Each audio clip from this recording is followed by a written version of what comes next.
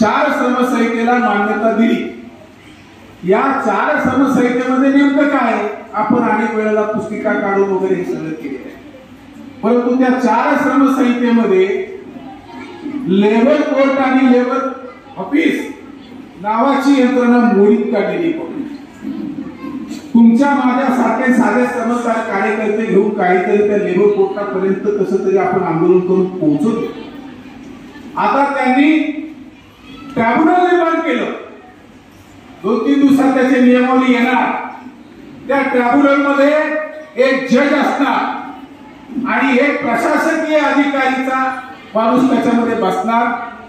त्यांना जे वाटेल त्या पद्धतीने ते निर्णय करणार आणि त्याच्याकडे मग सगळे पगाराचा प्रश्न असेल, तुमच्या सर्व्हिसचा प्रश्न असेल, कामावून काढलेल्या, नोकरीवरून गमावलेल्या, ताळेबंदी झालेल्या असे जे सगळे कामगार आहेत त्याचा निर्णय ते करतील।